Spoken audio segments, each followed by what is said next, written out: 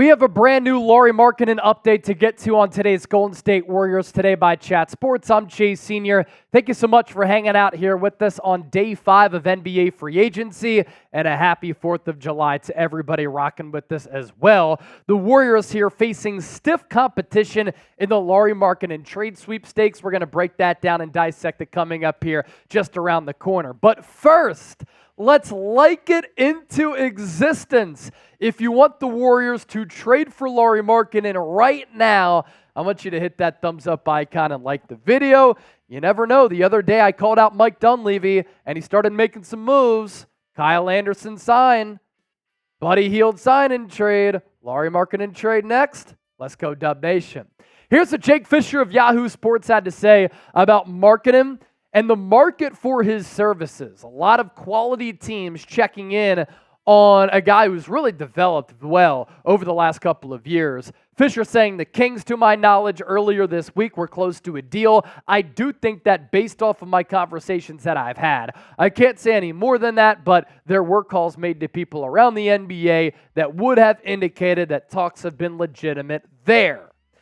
Obviously, the Golden State Warriors and the Sacramento Kings have a great rivalry in the Western Conference. They met in the NBA play-in tournament this past year. The year before that, an epic first-round series that went the distance, 7 games before Steph Curry went off, launching the Warriors into the second round.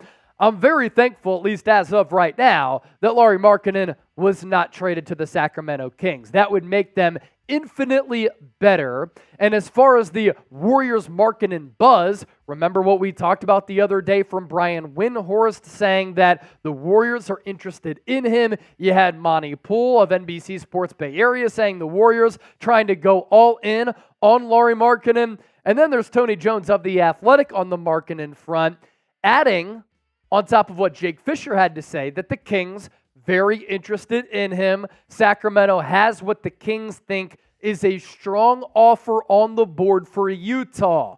And as for what the rival Kings have in the chamber, they have to match salary. They have to send Utah some viable pieces as far as player capital and or draft capital in order to get a deal done, because this would signal a rebuild for Danny Ainge and the Jazz, and they're not going to be a free agent hotspot because who wants to go to Utah outside of Kyle Filipowski? Harrison Barnes, Kevin Huerter, Trey Lyles, Keon Ellis, and then a couple of first-round picks in 2027, 2028, 2029, 2030, and 2031. The NBA rule is you can't package back-to-back years of your own first-round picks, and if you got the Kyle Filipowski joke, good job by you. My take on this potential trade here, Jonathan Kuminga has more current production and upside than any player that the Sacramento Kings could offer in a deal.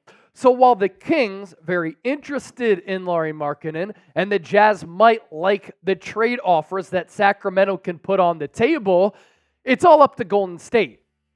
And Golden State has not been willing to include Jonathan Kuminga in a trade. They're bullish on his talent, and they must think that he can develop into a top-tier player, borderline superstar, borderline all-star. And in the last 44 games played of the season last year, this was before and after the Steve Kerr meeting, in which before, Kerr and Kuminga not on the same page. After that, Kuminga started to play a little bit more, as you see the uptick in minutes from 22.1 to 29.7. He started to play a lot more, and with that, he got more confidence, and the production skyrocketed. And the Warriors look at that half-season sample size almost literally, and they say, well, Jonathan Kuminga, in nearly 30 minutes per night, young player who has a lot of development still to take place, averaged 18 points per game, 5.5 rebounds, shot 54% from the floor and 36% from 3. The Jazz might look at that and say, if you want Lauri Markkanen,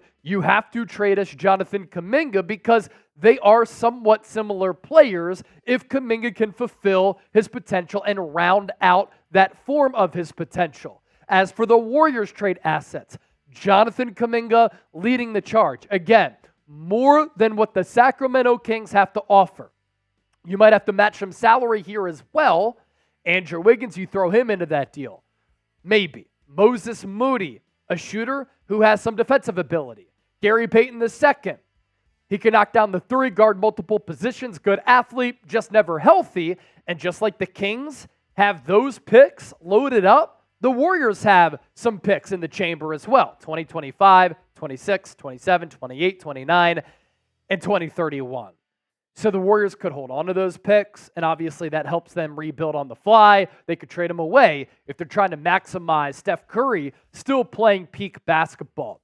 Out of the teams with Lauri Markkanen interest, I do think, and this is an unbiased take, that Golden State has the best package to offer. You could give the Utah Jazz Jonathan Kuminga. If they trade Lauri Markkanen away, who's an all-star player, who can score at all three levels, has good size, and is an okay defender, you want a player back who has that all-star type of ability, who's going to be your next franchise guy, who you could see molding into a top echelon type of player. And that is Jonathan Kuminga if you are the Utah Jazz. Now, coming up next, we do have a Lauri Markkanen trade proposal, what the Warriors could surrender and give up in order to really move the needle for this team and probably appease Steph Curry, who might be looking at the Dubs right now saying, we're not as good as we were. And I'm 36 years old. Remaining years left in my prime. I need another star, and Lauri Markkanen can be that guy. Will he force the Warriors' hand? That's a potential story down the road that we might be talking about. Happy 4th of July, by the way. Which Warrior would win a hot dog eating contest? I have a feeling a lot of people are going to drop Draymond Green down there. If you have an upset pick, let us know in the spirit of 4th of July. Have some fun, all right? Smitty's trade idea, producer Smitty. We call him Smitty Shorts out on these YouTube streets. Warriors get Lauri Markkanen. The Jazz get Jonathan Kuminga, Andrew Wiggins, 2 first-round picks among the plethora of first-round picks that the Warriors have, and then 2 first-round pick swaps as well. So that's a pretty good package for Lauri Markkanen. He has missed a lot of time.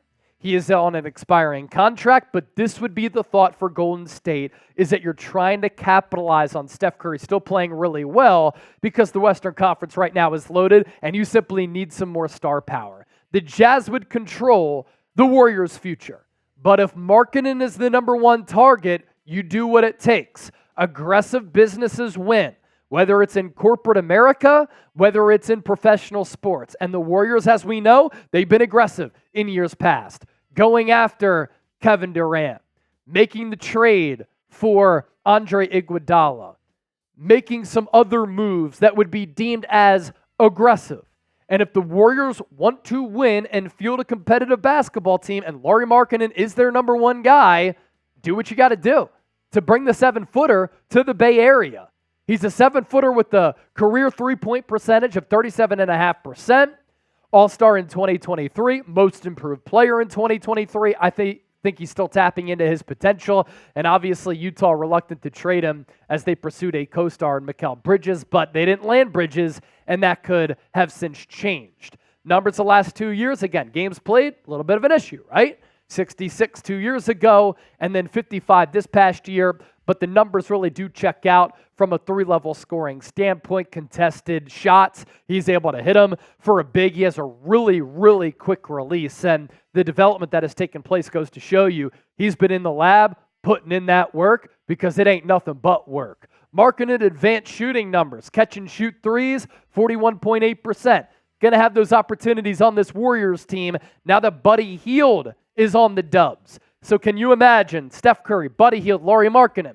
Interesting offense. And the offense last year, lackluster and mundane. Corner three-point numbers, 43.4%. Above the break threes, 39%. Three-point attempt percentage rate, 49.3%. And then the true shooting numbers, very good, at 63.1%. So we pop this trade back up. Would you make it A for accept, D for decline? A lot of people in the comment section conflicted. They don't want to part ways with Jonathan Kuminga. But who do you think is better? Markkanen, Kuminga. On top of that, obviously, the Warriors too, adding Andrew Wiggins and some draft capital. Be sure to hit that subscribe button here. It's late on a July 4th, but we're still cooking up some content. Content Daddies!